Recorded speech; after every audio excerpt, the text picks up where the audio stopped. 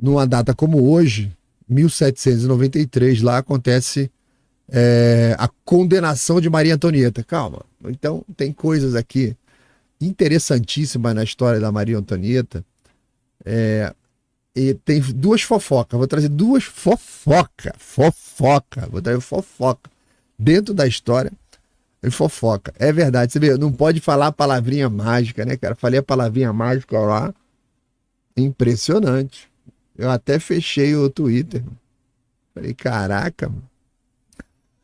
Esquece que o piolho dá ruim, tá vendo? Verdade. Má vontade, né, que os caras têm. Mas vamos lá. Na França, lá em 14 de outubro de 1793, a porra do país estava pegando fogo. A revolução que começou com ideias de liberdade, igualdade, fraternidade, e eles escondem o final do lema liberdade, igualdade, fraternidade ou a morte. Esse é o lema da Revolução Francesa. Ou a morte é o final. Ou seja, ou você faz o que a gente quer, ou nós vamos matar você. Então, porra de revolução é essa, gloriosa e tal. Então, a França caminha ali por uma estrada de sangue, vingança, condenações, e no centro desse turbilhão estava ali uma figura que outrora tinha sido símbolo de luxo, né? Que era a Maria Antonieta, a última rainha da França, estava prestes a enfrentar o seu destino. Então, a sala do tribunal revolucionário, eu tenho uma sala do tribunal aqui, ó, sala do tribunal. A sala do tribunal revolucionário estava lotada. Ao entrar, Maria Antonieta, agora com o rosto abatido, né, cabeça raspada, não lembra em nada a exuberante rainha que havia encantado a corte. A multidão observa com uma mistura de curiosidade e ódio. Para o povo, ela não é apenas uma mulher. Ela é o símbolo de uma monarquia corrupta e opressora. Seu nome havia se tornado sinônimo de traição. Fake news da imprensa e tal. As acusações feitas, alta traição contra a nação francesa, conluio com potências estrangeiras e até mesmo incesto com o próprio filho.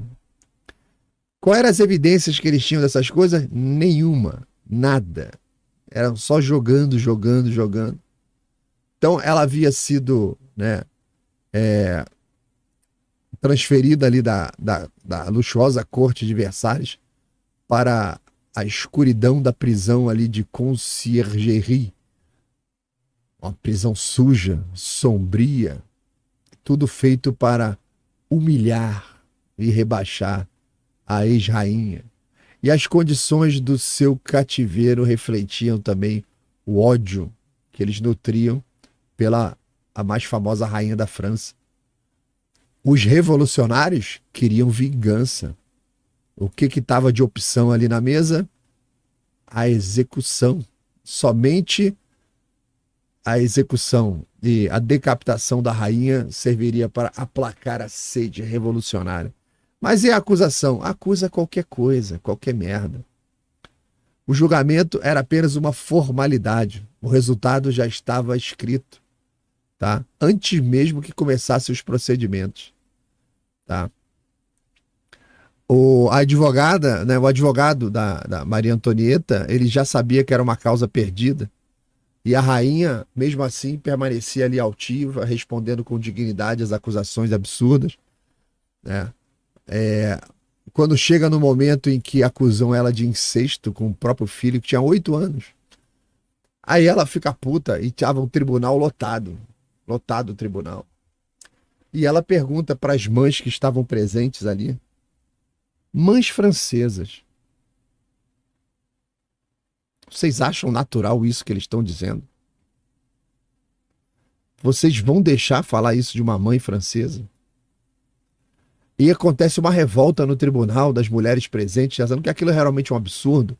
Aí começou a reverter na população, diante das acusações tão absurdas que fizeram contra ela, a população começou a reverter a opinião que tinha. Eu acho que o negócio da rainha tá meio perder a mão lá e ela não fez nada daquilo que eles estão dizendo. Os comandantes da revolução ficaram putos com o pessoal do tribunal. Cara, vocês estão perdendo a mão aí completamente, acaba logo essa merda, né? E eles viam, a população via que as testemunhas que eram chamadas lá, pô, chamava o cara da padaria, o cara falava, não, ela fez alianças com inimigos nossos estrangeiros. Aí o povão ficava assim, ô Zé da padaria, ô Zé, tu sabe dessa porra, Zé? Você é o cara da padaria, mano. Como é que você vai acusar uma mulher de conspiração internacional? De onde você tirou isso, Zé?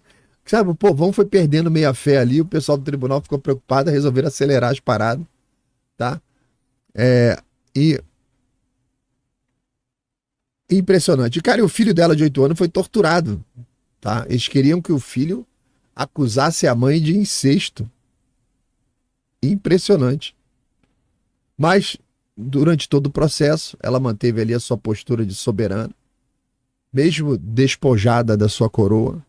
Quando lhe era permitido falar, ela apenas negava as acusações com firmeza. O único momento que ela levantou a voz foi essa questão do incesto aí, que ela ficou puta com o negócio sem pé nem cabeça. E ela firmemente falava, respondia, falava sobre a sua inocência, o amor que ela tinha pelo povo francês, apesar de toda a adversidade que o país estava passando. E ela falava que ela não estava pela sua vida. Não vou lutar pela minha vida aqui, eu estou lutando pela minha honra. Mas o veredito já tinha sido dado. Ali já estava escrito ali nas paredes da sala de julgamento. E no dia 16 de outubro, o sol nascia. Ela foi julgada hoje e ela vai ser decapitada no dia seguinte, né? O sol nascia ali numa França completamente irreconhecível. Maria Antonieta foi levada ao cadafalso na Place de la Révolution, numa carroça aberta, exposta ao público, que a insulta, ridiculariza, taca as coisas em cima dela, vestida de branco, símbolo de pureza e resignação. Não era pura, a gente sabe, eu vou contar umas histórias aqui daqui a pouco. E ela seguiu o seu caminho final com calma, né, altivez, e ao chegar, ela deu uma tropeçada ali no cadafalso, e no seu último gesto de dignidade, pede desculpas ali ao Carrasco, e ela fala, perdão senhor, não fiz de propósito. O Carrasco era o Sanson, que foi o mesmo cara que executou as Carmelitas, o mesmo cara. Os seus últimos momentos ali foram rápidos, a guilhotina caiu, pondo fim à vida da mulher, que por um tempo foi a rainha mais poderosa da Europa. Não exercia esse poder, mas a França que tinha esse poder. E o silêncio que se segue após isso foi marcante. Para o povo, a morte de Maria Antonieta era o símbolo do fim da monarquia, junto com a execução do seu marido ali. No entanto, para a história, a figura depois veio a se transformar em algo maior, né? Era o retrato de uma era de excessos, ok, da corte. E depois a galera descobriu que grande parte da fome que a França passou nesse período foi provocada pelos revolucionários. A galera estava sabotando as cargas de trigo no entorno da cidade, na entrada. Quando vinha do campo para Paris, os caras desviavam, destruíam. Vários e vários acharam nos documentos aí da época vários casos de sabotagem na comida do povo feita pelos revolucionários para incendiar ainda mais a revolução. Aquela frase que atribui a Maria Antonieta de estão com fome, não tem pão, deem brioches, é absolutamente falsa.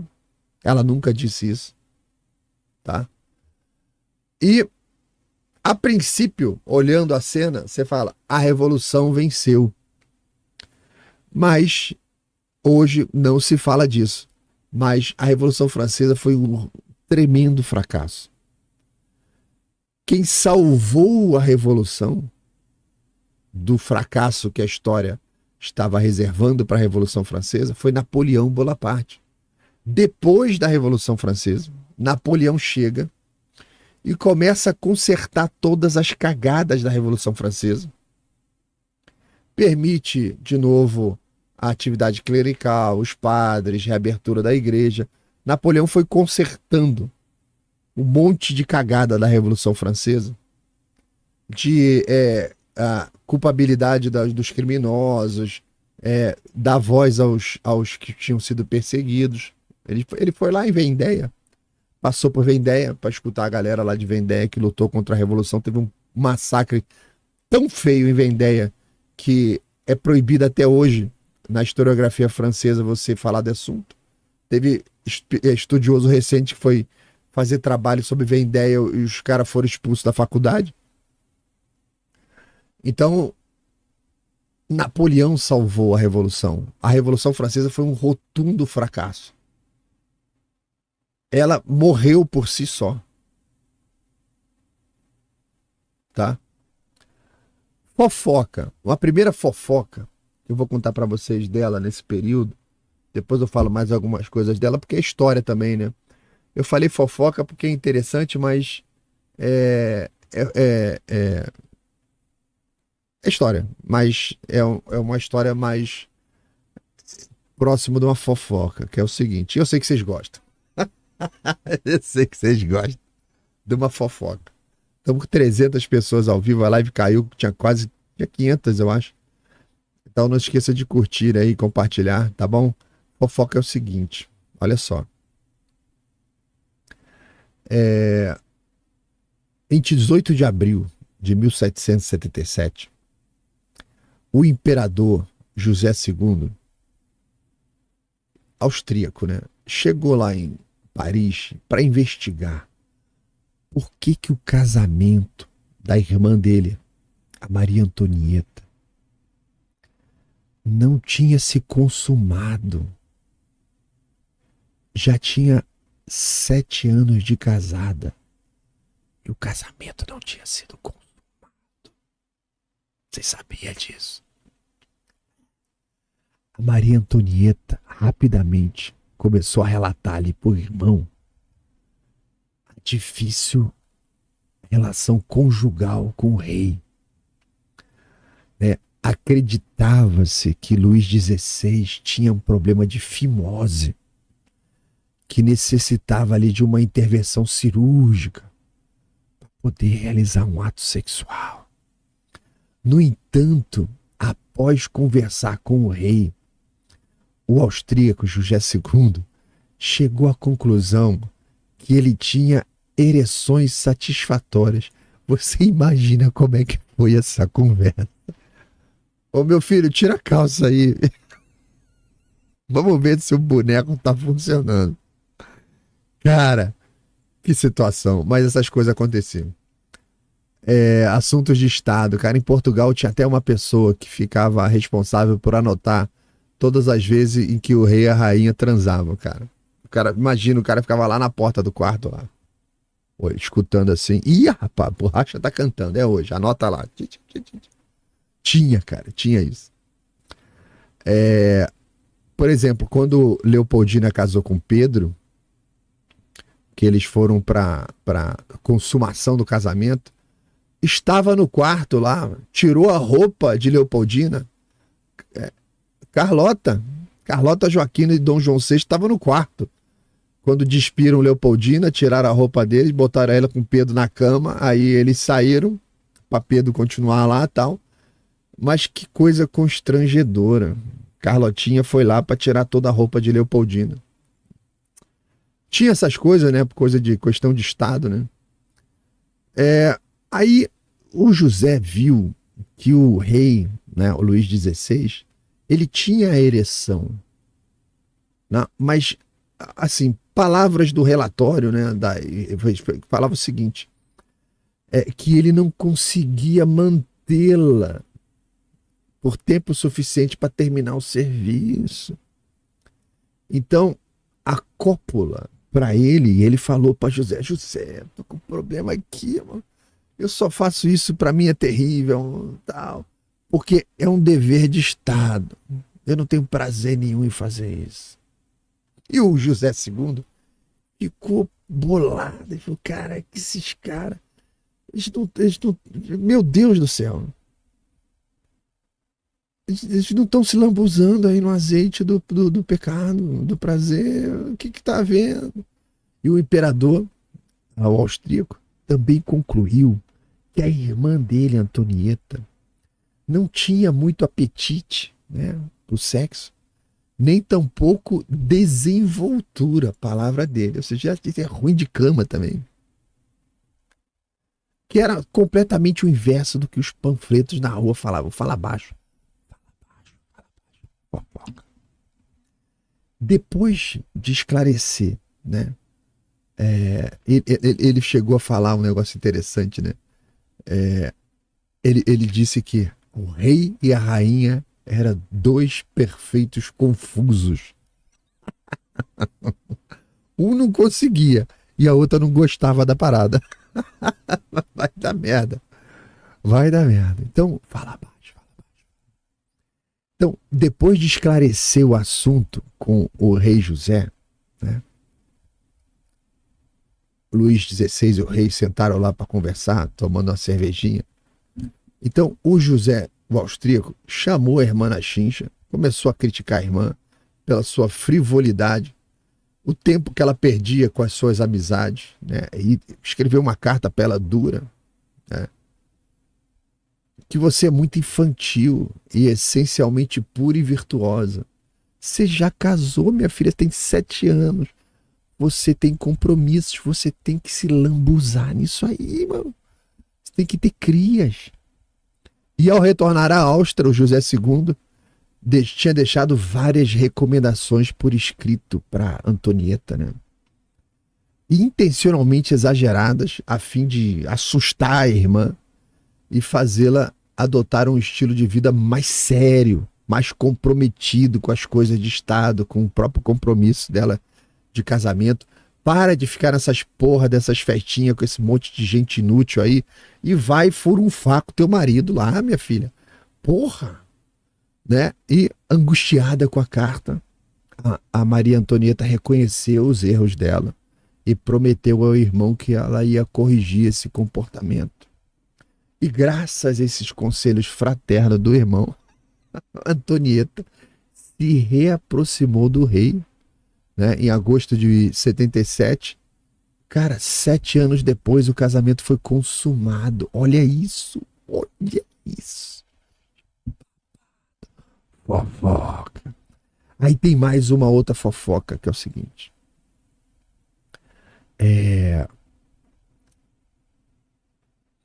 Teve uma parada muito estranha que aconteceu num caso. 391 pessoas ao vivo. Eu vou falar a segunda fofoca lá. Eu duvido que alguém contou essa história para vocês da fofoca lá da fimose do cara. E a outra é o seguinte: teve um babado lá de um caso de um colar. E eu deixei aqui a imagem do. Eu vou falar desse colar aqui. Meu amigo, esse colar aqui de pedras preciosas tem um valor de 500 quilos de ouro até hoje. Pra você ter uma ideia. Mas vamos lá. No caso do colar de diamante, né, foi um tremendo de um escândalo, né, na corte francesa, no final do século XVIII, ali, envolvendo a rainha Maria Antonieta. E esse colar aí, embora a rainha não tivesse nenhuma participação nessa porra desse golpe, deram um golpe, cara. Golpe do baú na parada. Golpe da corte, olha só. O colar era uma peça de joalheria extremamente luxuosa, encomendada por Luís XV para sua amante, Madame du Barry. Eu tenho uma imagem dela aqui. Cadê ela? Cadê a Madame? Não tenho. Não, então deixa. Eu tenho uma outra mulher aqui. Ele foi feito por Charles Boehmer e 2 outros joalheiros ali de prestígio. Era uma obra-prima composta por 647 diamantes de alta qualidade. Só que Luís XV morreu antes de poder comprar a joia, né? Antes dele poder comprar a joia, ele morreu, mas ele tinha encomendado a joia. Bom, a Maria Antonieta, quando soube dessa encomenda, de uma joia desse porte, o que que ela fez? Ela recusou a compra da joia. Ela falou: os recursos da monarquia deviam ser melhor empregados, principalmente em tempos de dificuldades econômicas para a França. Você vê que só esse fato do colar já não bate muito com aquele argumento todo que dizia que a corte francesa só queria gastar dinheiro e tal. Isso tem muita desinformação, né? Claro que tem o luxo da corte, que tem o seu preço, o seu custo e tal, mas a galera estica, força a barra pra caralho. Tinha um monte de ações que eram feitas pelo rei tentando consertar a parte econômica, a parte fiscal, a parte dentro da sociedade, mas tinha um monte de gente sabotando já para provocar os problemas, né? Então não era uma situação normal. Então a Maria Antonieta recusou. Nós não vamos pagar por isso não, pode ficar para você as joias aí, pode ficar. Então, o colar ainda sem comprador, os joalheiros ficaram na merda, né? Eles tiveram que comprar essas joias todas, preparar tal, as pedrinhas preciosas todas para depois entregar, e o comprador morreu. Então, os joalheiros ali, eles começaram a procurar uma maneira de vender o colar, porque o valor era astronômico, né? Hoje, equivalente a milhões de euros. E era um grande fardo financeiro para os artistas que fizeram a obra, né? Então, entra em cena a Condessa de Lamotte. Esta aqui, ó. A Condessa de Lamotte, uma nobre, muito bonita, falida, astuta, putona, né? O que ela faz?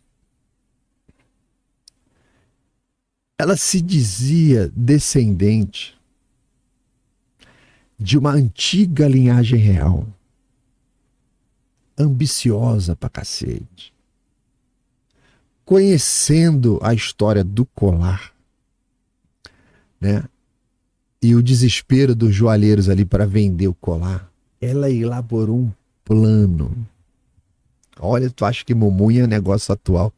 Ela elaborou um plano ousado de enganar várias figuras da corte e lucrar com essa parada desse colar aí. Então, a Jeanne, ela convenceu o cardeal de Rohan, que era um alto clérigo da igreja, ex-embaixador da França em Viena, que tinha contato ali direto com a Maria Antonieta, e esse cardeal era apaixonado pela Maria Antonieta.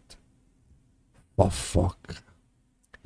Ele era louco para fritar a rainha, o cardeal. Então, ela alegou que a rainha, em segredo, o cardeal trouxa, que a rainha queria comprar o colar, mas não poderia fazê-lo publicamente por motivos políticos, financeiros, tal, fofoca.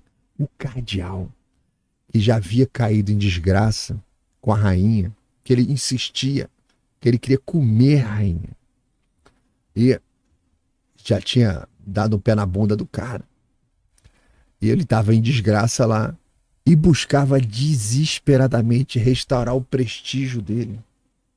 Aí ele acreditou na mentira da piranha aí, né? Usando uma carta falsificada ali com o selo real,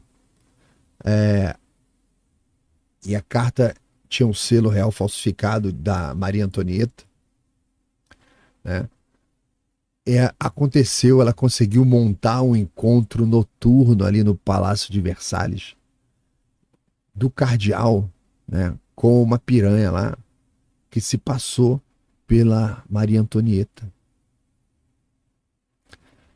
E ela, nesse imbróglio todo, começou a convencer o cardeal que ela estava arrumando os esquemas, voltando a, a, a, a reputação dele com a rainha e tal. E, ao mesmo tempo, ela prometia lá aos joalheiros, né, que Maria Antonieta ia pagar pelo colar em prestações. Então ela ia enganar os dois lados, o joalheiro, o cardeal, a parada toda. Beleza. Assim que o colar chegou nas mãos da piranha aqui, ela desmontou o colar todo e começou a vender as pedrinhas separadamente. Quando os joalheiros foram lá no palácio cobrar o pagamento da rainha, aí foi revelado o golpe. Antonieta, Maria Antonieta, rainha, surpreendida e indignada, negou qualquer envolvimento com essa porra dessa transação. Você vê, a mulher enganou o cardeal, arrumou uma puta pra encontrar com ele como se fosse a rainha lá no palácio.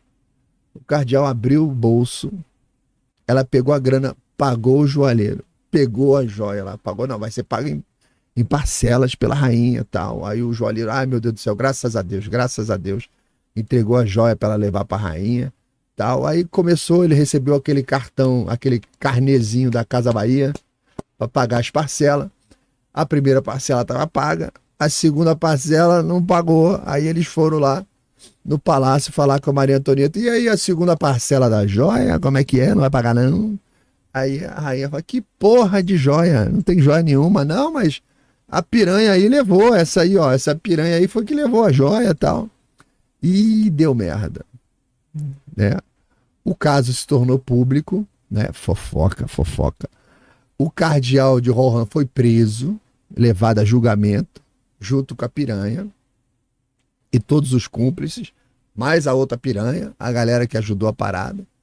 O julgamento foi um tremendo escândalo lá em toda a França. E mesmo com as evidências de que a rainha era inocente, o público, já predisposto a desconfiar de Antonieta, Maria Antonieta, devido aí aos rumores da sua vida luxuosa, a situação econômica da França, começaram a dizer que a rainha era culpada, né? E o tribunal absolveu o cardeal, coitado, o pobre coitado, foi enganado. Ele foi enganado.